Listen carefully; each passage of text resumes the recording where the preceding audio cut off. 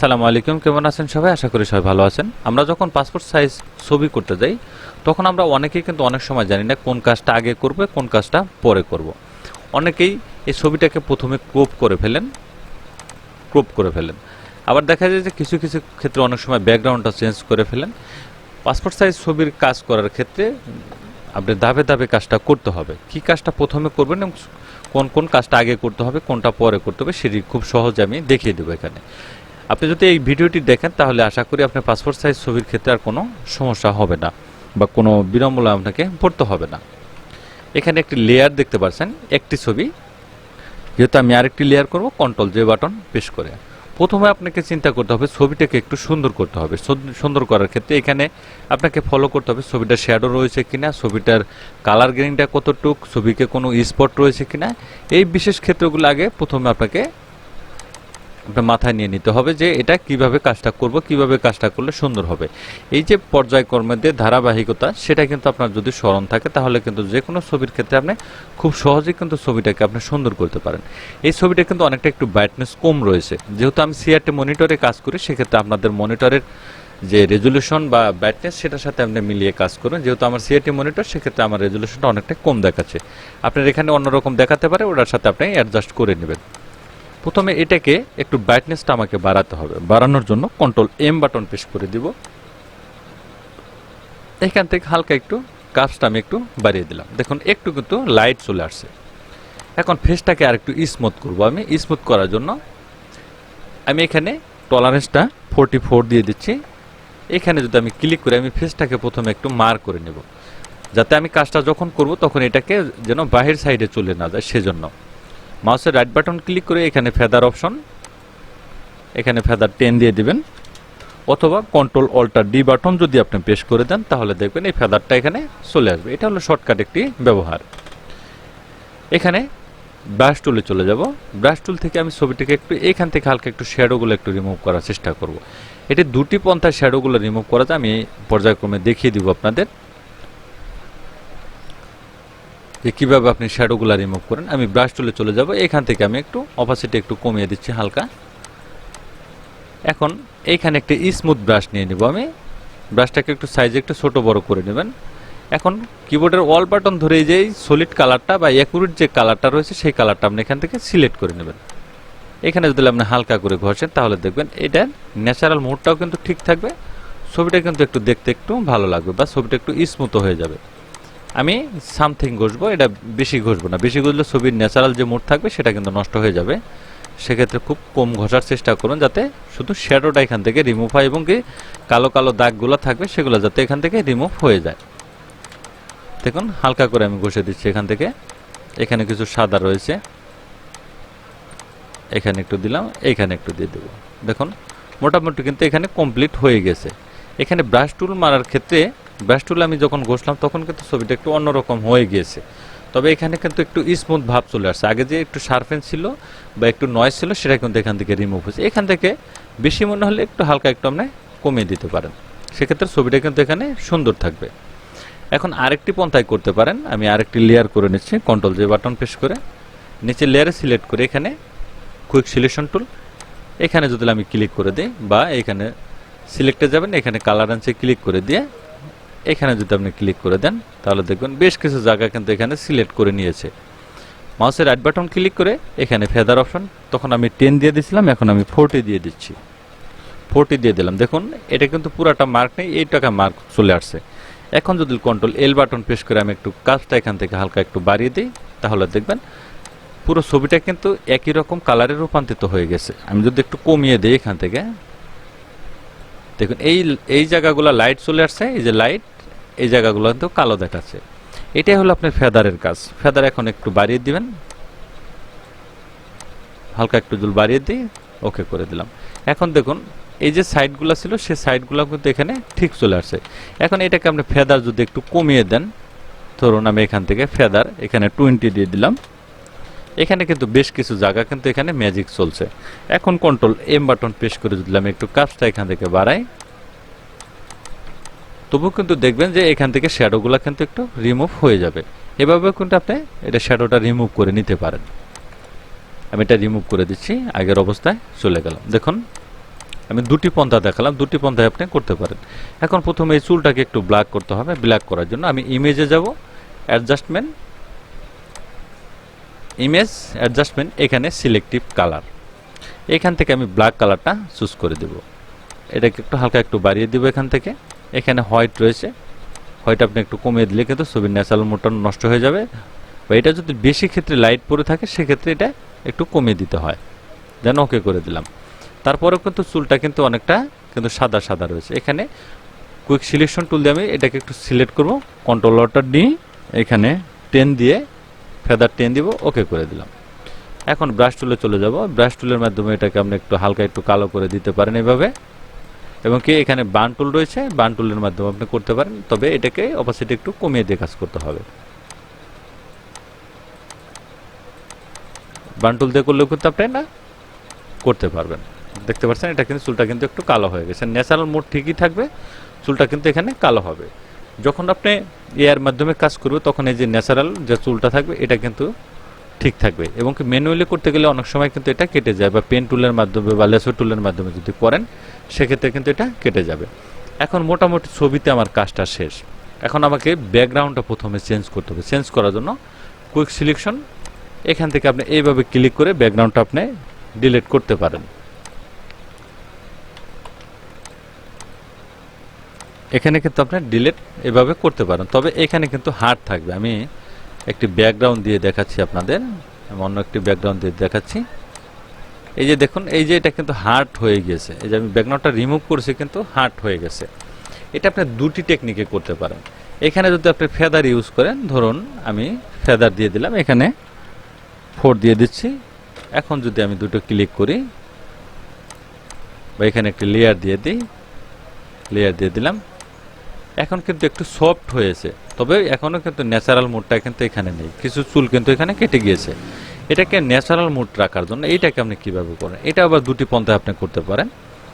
এখানে magic eraser টুলের মাধ্যমে এটা কিন্তু আপনি এখান থেকে রিমুভ করতে পারবেন। দেখুন আমি ব্যাগে গেলাম, এখানে একটি ব্যাকগ্রাউন্ড কালার দিয়ে নিচ্ছি আগে। ধরুন এই দেখুন এক ক্লিকে কিন্তু ব্যাকগ্রাউন্ড রিমুভ হয়েছে, কিন্তু এখানে হার্ড হয়ে গিয়েছে। অনেকেই বলেন এক ক্লিক দিয়ে রিমুভ করা যায়, হ্যাঁ করা যায়, অনেক সলিড কালার রয়েছে সেগুলো করতে পারবেন আপনি, তবে এখানে কিন্তু হার্ড থাকবে। দেখতে পাচ্ছেন হার্ড রয়েছে। আমি ব্যাগে যাচ্ছি আবার, এখানে ন্যাচারাল মুডটি যেহেতু আমরা করবো সেই কাজটা করছি। এখানে দেখুন ব্যাকগ্রাউন্ড ইরেজার টুল রয়েছে, এটার মাধ্যমে আপনি করতে পারেন। এখান থেকে টলারেন্স একটু বাড়িয়ে দিচ্ছি, অন রেখে দিব। এখানে যদি আমি ক্লিক করি তাহলে দেখবেন ব্যাকগ্রাউন্ডটা রয়েছে সেটা কিন্তু এখান থেকে রিমুভ হয়ে যাবে। যেহেতু আমি পিছনে একটি ব্যাকগ্রাউন্ড দিয়েছি সেক্ষেত্রে একটু সাদা দেখাচ্ছে এখানে।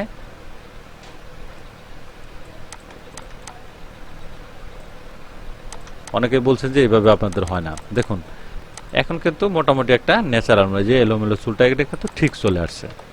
এখন এটাকে আরেকটি পন্থায় আপনি করতে পারেন, সেটি হলো control alt X button press করে দিবেন। এটা এক্সেট ফাইল আসবে, এক্সেট এটা আসবে, এবং কি ফিল্টার থেকে আপনি এইখানে ক্লিক করে দিবেন। এখন যদি আমি এখান থেকে এটাকে এভাবে মার্ক করে নেই, আমি দেখানোর ক্ষেত্রে একটু দ্রুত করে নিয়েছি, ভিডিওটা অনেকটা লং হয়ে যাবে সেজন্য। আমি সাধারণত চুলটা দেখাবো, আমি সাইডটা এতটা ক্লিয়ার করছি না। এখন দেখুন এই যে ন্যাচারাল মোডটা কিন্তু এখন কিন্তু পুরাটাই কিন্তু এখানে দেখা যাচ্ছে। দেখতে পাচ্ছেন এখন কিন্তু হার্ড নেই এখানে, এই যে এলোমেলো চুলগুলো ছিল সেগুলো কিন্তু এখানে ঠিকই রয়েছে। দেখতে পাচ্ছেন এভাবেও কিন্তু আপনি করতে, দেখুন ব্যাকগ্রাউন্ডটা কিন্তু একদম সূক্ষ্মভাবে ইরেজ হয়ে গেছে। এটা অন্য একটি কালার দিয়ে যদি দেখাই, দেখুন এখন দেখুন এই যে দেখুন একটা কোনো কিছু কিন্তু নেই, এখান থেকে পুরোটা কিন্তু একটা রিমুভ হয়েছে। এটা আমি সিসি ভার্সনে খুব সহজে আপনি এক ক্লিকেই করতে পারেন এবং ইআর মাধ্যমেও কিন্তু করতে পারেন, তবে ম্যানুয়ালি যদি কাজ করে সেটার কাজ শেখার অভিজ্ঞতা সেটা কিন্তু অনেক গুণে বেড়ে যাবে। এখান থেকে এই চুলটা ধরুন এটাকে আপনার কেটে দিতে হবে, এটাকে আমি একটু কেটে দিব। দেখতে পাচ্ছেন এটাকে একটু কেটে দিতে হবে। এই দুটি লেয়ার এক করছি কন্ট্রোল ই বাটন প্রেস করে দিয়ে।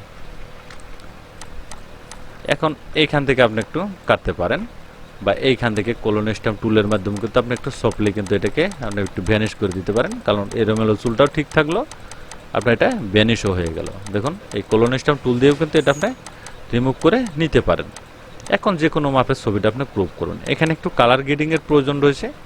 ইমেজ যাবেন, অ্যাডজাস্টমেন্ট, এখানে ব্রাইটনেস কন্ট্রাস্টে ক্লিক করে দেবেন।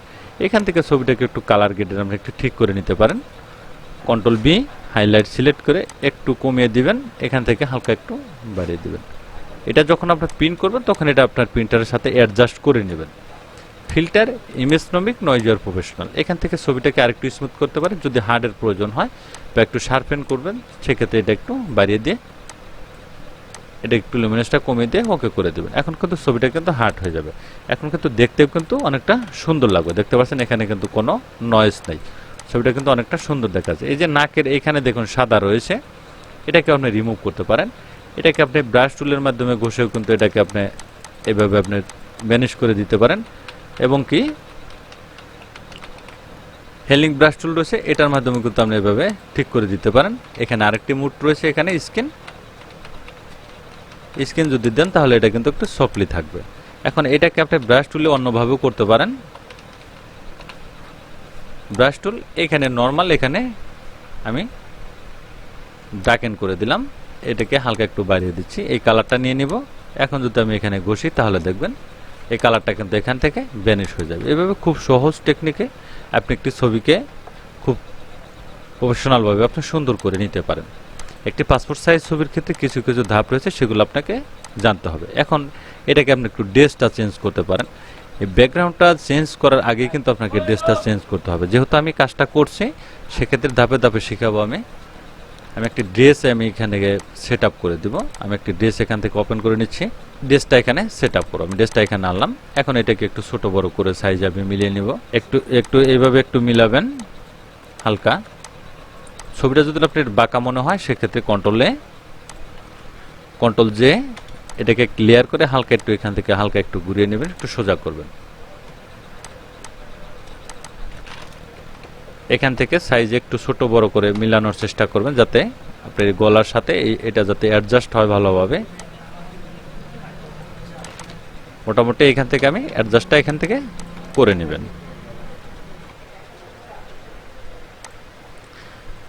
ড্রেসটা খুব সূক্ষ্মভাবে আপনি অ্যাড করে নিতে হবে। দেখুন আমি মোটামুটি কিন্তু অ্যাড করেছি। এইখানে দেখুন একটু কিন্তু শর্ট পড়ে গিয়েছে, এটাকে রেক্টিকুলার মার্কিং টুলে চলে যাবেন। এখান থেকে একটু ড্রেসটাকে সিলেক্ট করবেন। এই যে ড্রেসটা রয়েছে, মুভ টুল, এখান থেকে হালকা একটু ধরে এভাবে একটু বাড়িয়ে দিবেন, তাহলে গলার সাথে এটা ভালোভাবে অ্যাডজাস্ট হয়ে যাবে। এখন নিচের যে লেয়ার রয়েছে, এই নিচের লেয়ারে ইরেজার টুলের মাধ্যমে এই যে আউটসাইডে যেটা থাকবে সেটা কিন্তু আপনি এভাবে ভ্যানিশ করে দিতে হবে।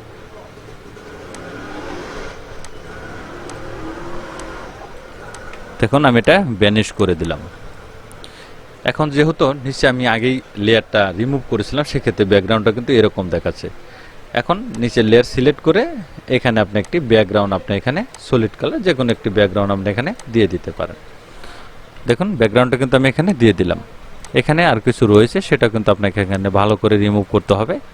যেহেতু আমি কয়েকটি ধাপে ছবিটা দেখাচ্ছি এজন্য কিন্তু এই লেয়ারগুলো এতগুলো লেয়ার হয়ে গেছে। এখন এটাকে আপনার যে সাইজ অনুযায়ী পিন করবে সেই সাইজ অনুযায়ী এটাকে আপনি ক্রপ করে নিতে পারেন। দেখুন এটা ক্রপ কিন্তু হয়ে গিয়েছে, কাজ কিন্তু এখানে কমপ্লিট। এখানে কালার গ্রেডিং ক্ষেত্রে যদি কেউ একদম ন্যাচারালি চায় সেক্ষেত্রে ব্রাইটনেস কন্ট্রাস্টে গিয়ে হালকা একটু এখানে কমিয়ে দিবেন, ন্যাচারাল মোডটা দিবেন। আর কেউ যদি একটু ব্রাইটনেস একটু বেশি চায় সেক্ষেত্রে একটু ব্রাইটনেসটা একটু আপনি বাড়িয়ে দিতে পারেন। এইভাবে খুব সহজ টেকনিকে একটি ছবিকে আপনি প্রফেশনালভাবে সুন্দর করে নিতে পারেন এবং কি ফর্মাল ড্রেসে কিন্তু রূপান্তরিত করতে পারেন। এটি একটি ছবি সাজাবেন কেমনে, ধরুন আমি একটি ছবি এখানে ক্রপ করে নিচ্ছি।